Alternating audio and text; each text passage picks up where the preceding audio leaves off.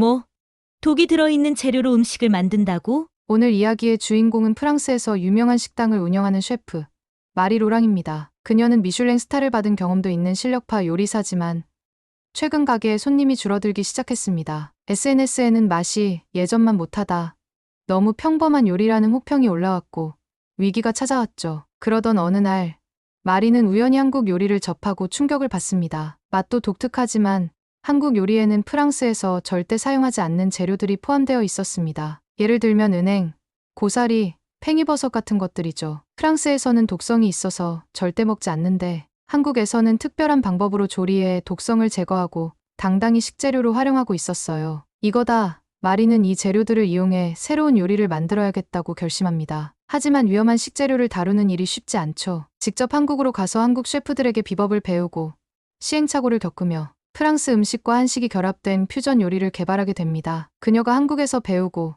실패하고 다시 도전하며 만들어낸 혁신적인 요리는 과연 프랑스에서 성공할 수 있을까요? 한때 위기에 빠졌던 그녀의 레스토랑은 다시 살아날 수 있을까요? 지금부터 한 프랑스 셰프의 도전과 감동적인 성장 이야기가 펼쳐집니다. 끝까지 함께 해주세요. 그리고 좋아요, 구독, 알림 설정까지 부탁드립니다. 안녕하세요.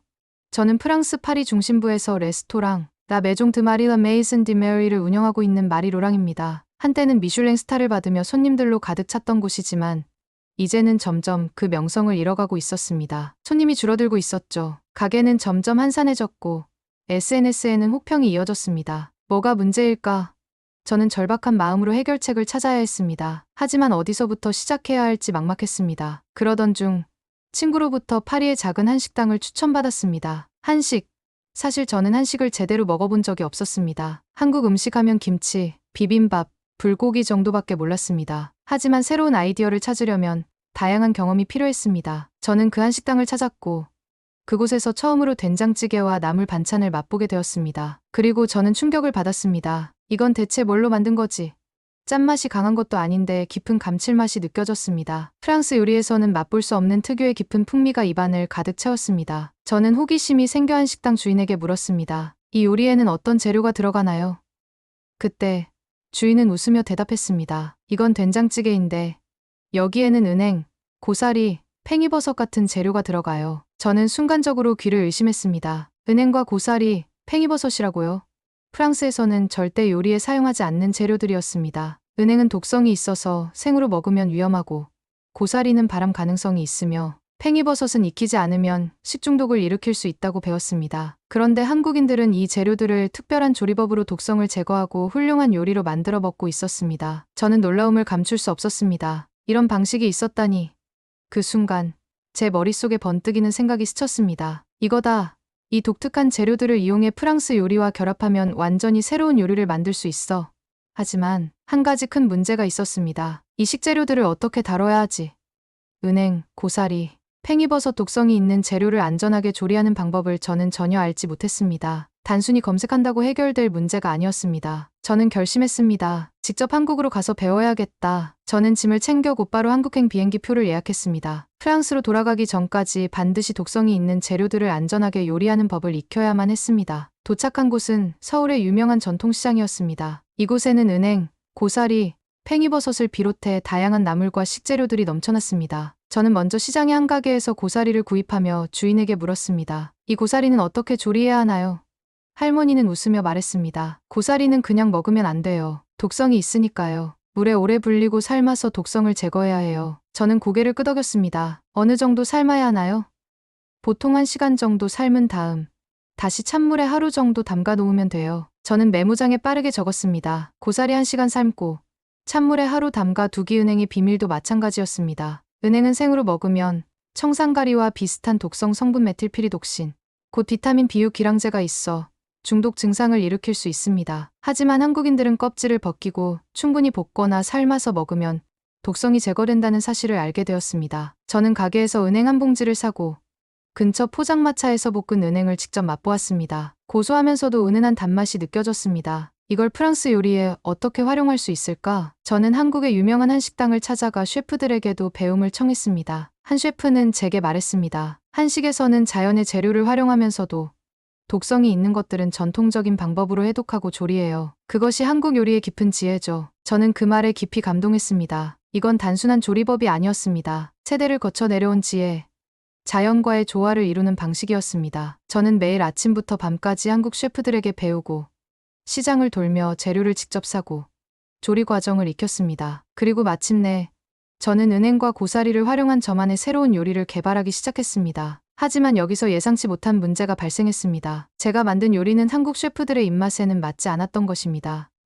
뭔가 부족한데요. 맛은 나쁘지 않은데 한식도 프랑스 요리도 아닌 애매한 느낌이에요. 저는 다시 원점으로 돌아갔습니다. 과연 프랑스 요리에 이 재료들을 어떻게 접목해야 할까요? 이 도전이 결코 쉽지 않다는 걸 깨닫는 순간이었습니다. 마리는 주방으로 돌아와 다시 요리를 시작하였습니다. 이번에는 기존의 프랑스 요리 방식을 최대한 유지하면서도 한국의 조리법을 자연스럽게 녹여내는 방법을 고민하였습니다. 그녀는 먼저 프랑스에서 흔히 사용하는 크림, 소스를 기반으로 한 요리에 한국의 재료를 조합해 보기로 하였습니다. 은행은 크림 소스에 고소한 풍미를 더해줄 수 있을 것 같았습니다. 고사리는 트러플과 비슷한 깊은 향을 내기 때문에 고급 요리에 어울릴지도 몰랐습니다. 마리는 직접 구입한 은행과 고사리를 손질하며 조심스럽게 조리법을 실험해 나갔습니다. 먼저 은행을 프라이팬에 약한 불로 서서히 볶아 껍질을 벗겼습니다. 노릇해진 은행에서는 고소한 향이 퍼졌습니다. 그녀는 그것을 잘게 다져 클래식한 프랑스식 피레보레에 섞어보았습니다. 감자 피레와 은행을 섞은 소스는 예상외로 깊은 풍미를 내며 묘하게도 트러플 오일과 잘 어울렸습니다. 이거야.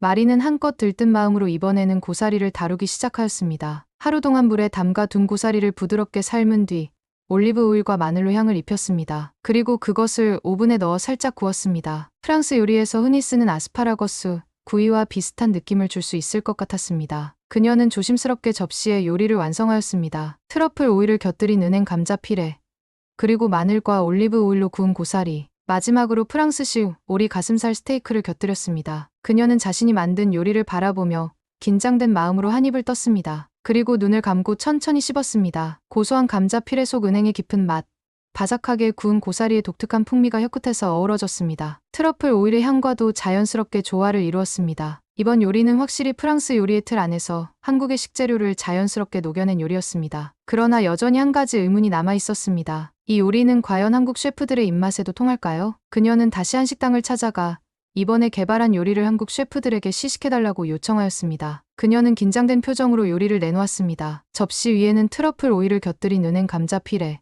마늘과 올리브 오일로 구운 고사리, 그리고 프랑스식 오리 가슴살 스테이크가 깔끔하게 담겨 있었습니다. 그녀는 조심스럽게 말하였습니다. 이 요리는 프랑스 요리의 기법을 유지하면서도 한국의 식재료를 최대한 자연스럽게 녹여내려고 하였습니다. 한국 셰프들은 호기심 가득한 표정으로 포크를 들었습니다. 한 셰프가 먼저 은행 감자 피레를 맛보았습니다. 다른 셰프들도 차례로 한 입씩 시식하였습니다. 순간 주방 안이 조용해졌습니다. 마리는 셰프들의 표정을 살폈습니다. 그들은 씹으면서 뭔가를 곰곰이 생각하는 듯하였습니다. 그리고 한 셰프가 천천히 입을 열었습니다. 맛은 좋습니다. 하지만 이건 프랑스 요리지. 한식의 요소가 강하게 느껴지지는 않네요. 마리는 순간 당황하였습니다. 하지만 저는 은행과 고사리를 활용해서 다른 셰프가 말을 이었습니다. 물론 한식 재료를 사용하셨죠. 그런데 이 요리를 먹는 사람들은 이게 한식과 프랑스 요리의 결합이라는 걸 쉽게 알아차릴 수 있을까요? 마리는 멍해졌습니다. 자신은 한국의 식재료를 프랑스 요리에 녹여내는 데 집중하였지만 진정한 의미에서 한식과 프랑스 요리가 어우러졌다고 할 수 있을까요? 그녀는 다시 요리를 바라보았습니다. 겉보기에는 프랑스 요리와 다를 것이 없었습니다. 맛도 프랑스 요리의 연장선이었습니다. 이것만으로는 부족하다. 마리는 깨달았습니다. 단순히 한국의 식재료를 프랑스 요리에 섞는 것만으로는 새로운 요리를 창조할 수 없었습니다. 진정한 조화가 필요하였습니다. 그녀는 다시 시장으로 향하였습니다. 한식당을 찾아가고 노상에서 한국인들이 음식을 먹는 모습을 유심히 살펴보았습니다. 그리고 마침내 한국 음식에서 중요한 한 가지 요소를 발견하였습니다. 조리법 자체를 한식에서 배워야 한다. 단순히 재료를 차용하는 것이 아니라 한식의 조리, 기법과 철학을 프랑스 요리에 접목해야 진짜 퓨전 요리가 탄생할 수 있었습니다. 그녀는 다시 주방으로 돌아왔습니다. 이번에는 한식 조리법을 활용하여 요리를 변형해보기로 하였습니다. 우선 오리 가슴살 스테이크 대신 한식에서 자주 사용하는 저온 조리법을 적용한 오리구이를 시도하였습니다. 프랑스 요리에서는 보통 오리를 팬에서 구운 후 오븐에 넣어 익히지만 한식에서는 약한 불에서 천천히 익히면서 육즙을 보존하는 방식이 많았습니다. 또한 고사리는 단순히 구워내는 것이 아니라 한국에서 먹는 들기름 무침 방식을 응용하여 숙성된 간장 소스와 함께 조리하였습니다. 은행 감자 피레도 된장과 발효 버터를 첨가하여 감칠맛을 더하였습니다. 마리는 요리를 완성하고 다시 한국 셰프들에게 시식을 부탁하였습니다. 이번에는 결과가 다를까요? 셰프들은 다시 한번 포크를 들었습니다. 이번에는 단순히 맛을 보는 것이 아니라 마치 하나의 작품을 감상하듯 천천히 씹고 음미하였습니다. 마리는 그들의 반응을 가만히 지켜보았습니다. 잠시 긴장된 시간이 흘렀습니다. 그러나 이번에는 분위기가 달랐습니다. 한 셰프가 은행 감자 피레를 한 번 더 떠서 먹더니 고개를 끄덕였습니다. 다른 셰프도 고사리를 집어 입에 넣고 깊이 생각하는 듯한 표정을 지었습니다. 그리고 마침내 한 셰프가 입을 열었습니다. 이번에는 확실히 다릅니다. 마리는 긴장한 채 그의 다음 말을 기다렸습니다. 이제야 한국적인 요소와 프랑스적인 요소가 진짜 하나가 된 느낌입니다. 다른 셰프들도 고개를 끄덕였습니다. 고사리가 단순히 곁들여진 것이 아니라 이 요리의 핵심이 되었어요. 들기름과 숙성 간장 소스를 사용한 게 신의 한 수였네요. 은행 피레도 된장과 발효 버터를 섞어서 그런지 감칠맛이 한층 깊어졌어요. 프랑스 요리 같으면서도 분명 한국적인 향이 묻어있네요. 마리는 안도의 한숨을 내쉬었습니다. 처음으로 한식과 프랑스 요리가 조화롭게 결합했다는 확신이 들었습니다. 이제야 완성된 것 같아요. 한 셰프가 미소를 지으며 말하였습니다. 이 요리라면 프랑스에서도 충분히 통할 겁니다. 그 말이 마리의 가슴 깊이 박혔습니다. 이제 남은 일은 이 요리를 프랑스로 가져가 손님들에게 선보이는 것뿐이었습니다. 마리는 한국에서 배운 요리를 프랑스로 가져와 자신의 레스토랑 라 메종 드 마리에서 선보이기로 하였습니다. 이미 프랑스에서의 명성을 잃어가고 있던 그녀에게는 이 요리가 마지막 승부수였습니다. 메뉴판을 새롭게 구성하였습니다. 한국에서 배운 조리법을 적용한 은행 감자, 피레, 들기름과 숙성 간장으로 맛을 낸 고사리 요리, 그리고 저온 조리한 오리구이. 프랑스에서는 한 번도 본 적 없는 조합이었습니다. 첫날 레스토랑을 찾은 손님들은 새로운 메뉴를 보고 약간 당황한 듯 보였습니다. 고사리는 프랑스에서 식재료로 인식되지 않았고 은행도 마찬가지였습니다. 이게 대체 무슨 요리지? 손님들은 호기심과 반신반의하는 표정으로 음식을 주문하였습니다. 마리는 긴장된 얼굴로 주방에서 요리를 준비하며 테이블을 살폈습니다. 서빙된 요리를 조심스럽게 맛보는 손님들의 얼굴에 처음에는 의아한 표정이 떠올랐습니다. 그러나 몇 번 씹고 나자 그 표정이 점점 변하기 시작하였습니다. 이건 뭐지? 전혀 예상 못한 맛이야. 그런데 묘하게 중독성이 있어. 한 명이 감탄하며 말하였습니다. 고사리가 트러플보다 향이 깊고 은행이 들어간 감자, 피레는 크림보다 더 고소하네. 다른 손님들도 고개를 끄덕이며 요리를 즐기기 시작하였습니다. 처음에는 조심스럽게 떠먹던 사람들이 점점 더 깊이 빠져들었습니다. 그날 밤 손님들 중 몇몇이 SNS에 리뷰를 남겼습니다. 파리에서 이런 요리는 처음 맛본다. 한국과 프랑스의 완벽한 조화, 전혀 예상하지 못한 재료들인데 마치 원래 프랑스 요리였던 것처럼 조화롭다. 고사리와 은행이 이렇게 맛있을 줄이야. 놀랍다. 마리 로랑 셰프가 드디어 새로운 길을 찾았다. 그 리뷰들은 빠르게 퍼져나갔습니다. 그리고 며칠 뒤 마리의 레스토랑 앞에는 다시 길게 늘어선 줄이 생겼습니다. 한때 손님이 줄어들며 위기에 빠졌던 레스토랑이 다시 문전성시를 이루기 시작한 것입니다. 마리는 창밖의 긴 줄을 바라보며 깊은 감격을 느꼈습니다. 포기하지 않고 새로운 도전을 했기에, 한국에서 배운 전통적인 조리법을 제대로 이해하고 적용했기에 다시 이 자리에 설 수 있었습니다. 그녀는 조용히 혼잣말을 하였습니다. 정말 한국에 가지 않았다면 이 순간은 오지 않았겠지. 그녀의 요리는 단순히 한식과 프랑스 요리를 결합한 것이 아니었습니다. 프랑스 요리의 틀 안에서 한식의 철학을 녹여낸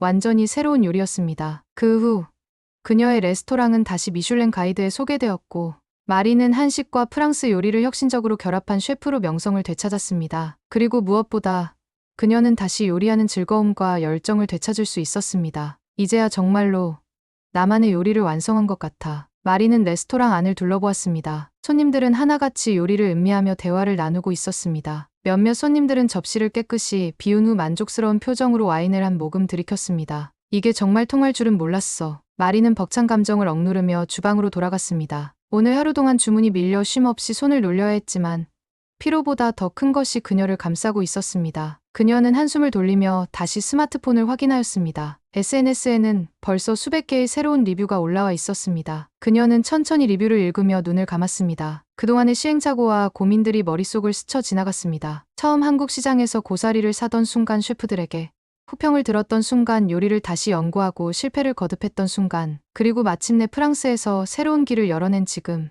마리는 고개를 들고 주방을 둘러보았습니다. 스태프들도 활기찬 표정으로 분주히 움직이고 있었습니다. 그녀는 미소를 지으며 말했습니다. 자, 이제 진짜 시작이야. 그녀의 요리는 이제 단순히 위기를 극복하기 위한 돌파구가 아니었습니다. 한식과 프랑스 요리가 만나 완전히 새로운 장르를 탄생시킨 순간이었습니다. 마리는 다시 앞치마를 두르고 조용히 다음 요리를 준비하기 시작하였습니다. 그녀의 손길이 닿는 모든 접시 위에는 한국에서 배운 깊은 지혜와 프랑스의 정교한 기술이 함께 녹아들고 있었습니다. 그리고 그것이 그녀의 새로운 길이 되었습니다. 마리 로랑의 도전과 성공 이야기. 감동적이지 않나요? 한식의 깊은 지혜와 조리법이 프랑스 요리에 녹아들어 새로운 요리가 탄생하는 과정. 정말 멋지죠? 여러분도 한식을 더 깊이 알아가고 다양한 요리에 도전해보세요. 이 영상이 흥미로우셨다면 좋아요, 구독, 알림 설정 부탁드립니다. 감사합니다.